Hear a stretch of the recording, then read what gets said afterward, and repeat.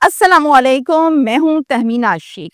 एक जवान लड़की एक ट्रैवल एजेंट के पास दुबई का वीजा लेने के लिए जाती है। अब लड़की गई थी वीजा लेने के लिए, वीजा ना मिला, अनहोनी हो गई उसके साथ। वो ये एजेंट असलहे के जोर पर इस लड़की के साथ जबरदस्ती कर देता है। इस कदर जुल्म, इस कदर अंधेर नगरी, आप सब लोग यकीनन यही सोच रहे हैं और यही बात मेरे भी जहन में आई कि कहाँ रुपया रुपया जमा करके, पाई पाई जमा करके पैसे जमा किए और फिर गई और आगे से वीजा तो ना मिला बल्कि उल्टा अपनी इज्जत लुटवा बैठी।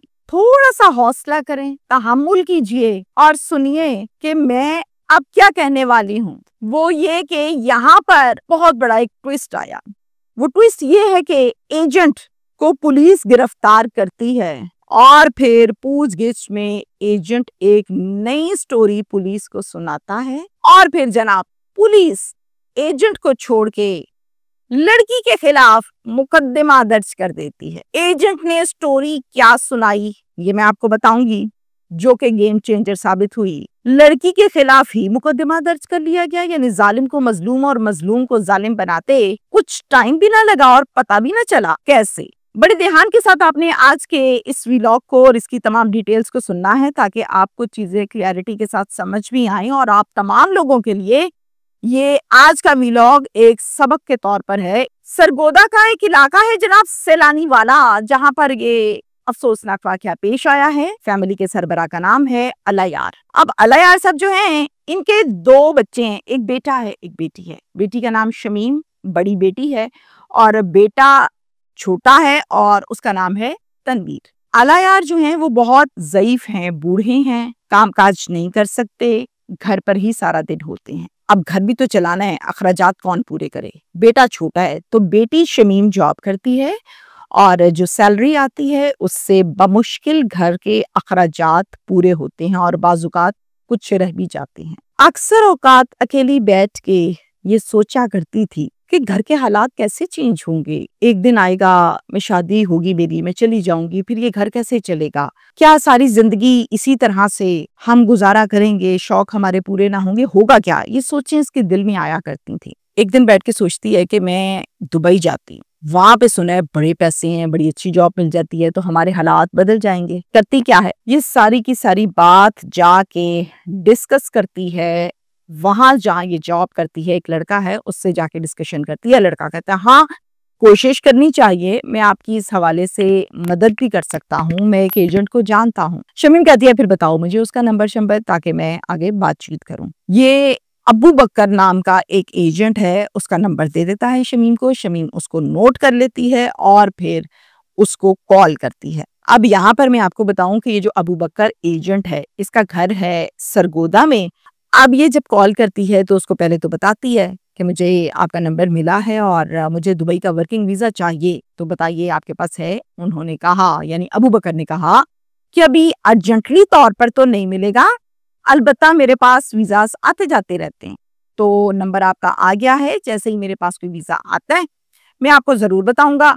फिलहाल मेरे पास नहीं है, मैं तो खुद सऊदी अरब में जॉब करता हूँ और मैंने तो अपना प्रॉपर कोई ट्रैवलिंग का ऑफिस भी नहीं बनाया, घर से ही मामला देखता हूँ, जो भी आता है वो घर ही आ जाता है। कहती है अच्छा चलें ठीक है।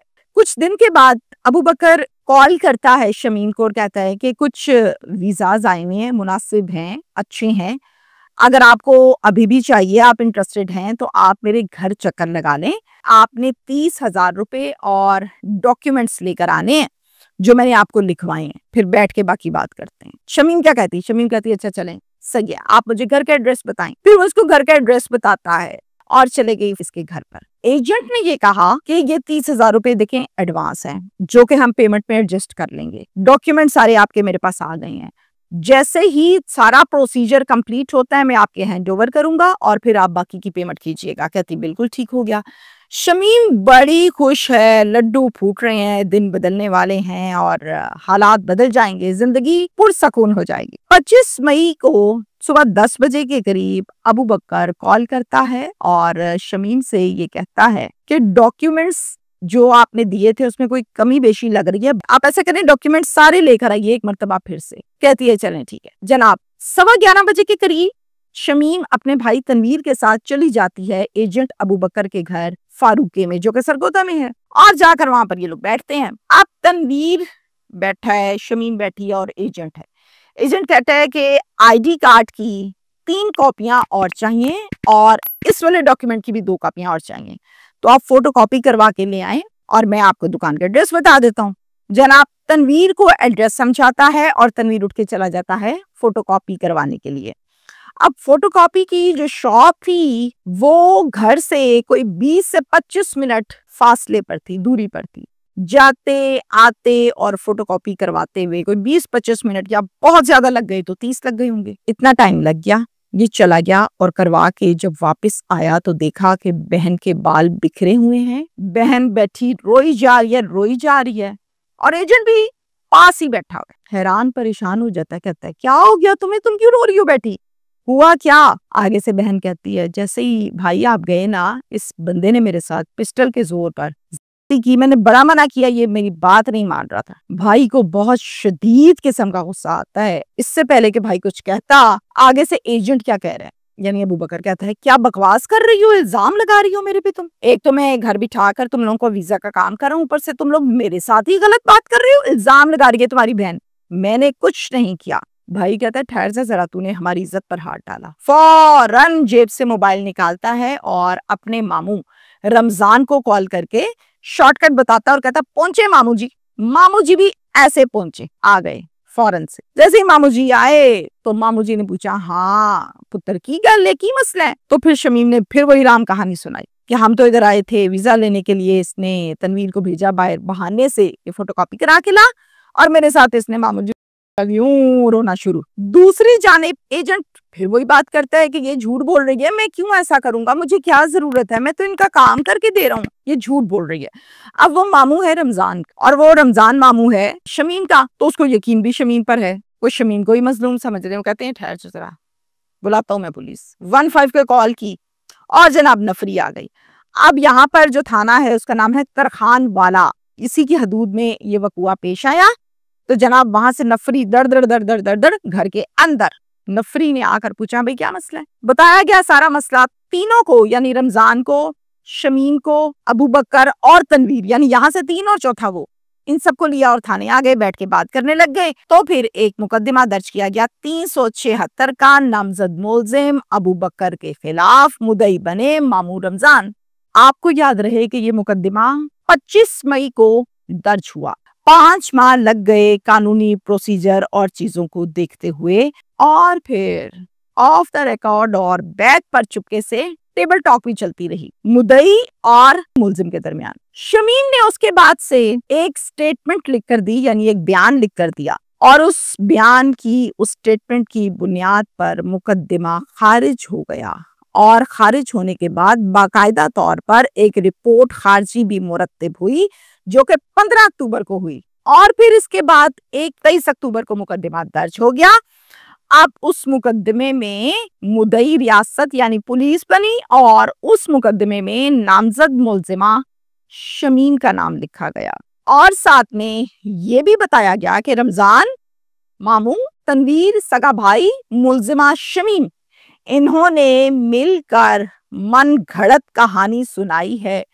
पुलिस की आंखों में धूल झोंका है, पुलिस को बेवकूफ बनाया गया और एक बेबुनियाद, गलत और झूठा मुकदमा दर्ज करवा दिया गया है, जबकि इस मुकदमे में बताई गई हकीकत का सच से कोई ताल्लुक नहीं। अबू बकर ने किसी किस्म की कोई डील नहीं की शमीम के साथ।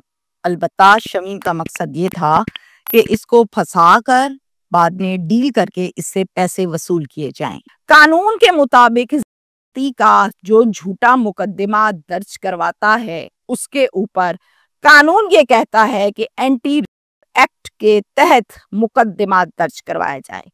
चूंकि शमीम ने यह हरकत की तो शमीम पर बाकायदा तौर पर अब एंटी एक्ट के तहत एक FIR दर्ज की गई, और जनाब उसमें मुलजिमा तो है शमीम। ये है हमारा आज का सारा वीलॉग। मुझे आप लोगों ने कमेंट सेक्शन में अपने अपने कमेंट्स देने हैं, बताना है कि इस केस के मुतालिक आप लोगों की क्या राय है। अब तहमीना शेख अपना ज़ाती मैसेज आप लोगों के लिए देंगी इस केस को सामने रखते हुए। देखें, ये बहुत गलत बात होती है जो ये कहा जाता है, एक गलत उलाम कॉन्सेप्ट है कि औरत की इज्जत होती है, बंदे की कोई इज्जत नहीं होती। औरत के साथ नहीं कुछ होनी चाहिए, नहीं, औरत के साथ भी नहीं होनी चाहिए और ज़ाती मर्द के साथ भी नहीं होनी चाहिए। इज्जत उसकी भी है, इज्जत इसकी भी है। आप किसी भी शख्स पर झूठा इल्जाम लगाकर उस पर मुकदमा दर्ज करवा दें और उसकी थू पूरे माशरे में हो जाए, ये कहाँ का इंसाफ और कहाँ की इंसानियत है। मैंने बहुत सी ऐसी प्रोफेशनल और लफ्ज क्या इस्तेमाल करूँ यहाँ पर, वो खवातीन जो जिस्म फरोशी करती हैं, जिनको अपनी इज्जत का ख्याल नहीं है, ऐसे झूठे मुकदमे दर्ज करवाती हैं, बैकग्राउंड पर टेबल टॉक करती हैं, पैसे सेट किए जाते हैं। शरीफ आदमी अपनी इज्जत बचाने की खातिर वो पैसे अदा करता है, बीबी स्टेटमेंट देती है, बंदा बाहर आ जाता है। बहुत से ऐसे केसेस देखे। लेकिन मरियम नवाज साहिबा ने अब आगे मौजूदा टेन्योर में ये एंटी एक्ट की दफा जो है, इसके तहत मुकदमे दर्ज हुए। इससे पहले नहीं होते थे ऐसे। बस क्या होता था, जब आपकी फोरेंसिक आती है, आपकी रिपोर्ट्स आती हैं, मामलात होते हैं, उसको जो टाइम लगता है, किसी को 3 माह लगते हैं, किसी को 4 माह लग जाते हैं। इस दौरान टेबल टॉक हो चुकी होती है, पैसे ले चुकी होती है बीबी, बस अल्लाह खैर सलाह, मकसद होता है पैसे लेना। किसी की इज्जत बर्बाद हो रही है, कोई मसला नहीं, अपनी बर्बाद हो रही है, कोई मसला नहीं, पैसे आने चाहिए, वो दलाली का हो या हलाली का हो, ये नहीं सोचती ये औरतें। लिहाजा तमाम लोग, सिर्फ औरतें नहीं, आदमी भी, तमाम लोग ये सोच समझ कर मुकदमा दर्ज करवाएं का कि खैर है, इसकी ऐसी तैसी फेरते हैं, बाद में एंटी एक्ट भी हो जाता है। तो कान खोल के, आंखें खोल के, कानून के मुताबिक जायज सच्ची सीधी बात करनी है। कानून को, पुलिस को बेवकूफ नहीं बनाया जा सकता। शुक्रिया।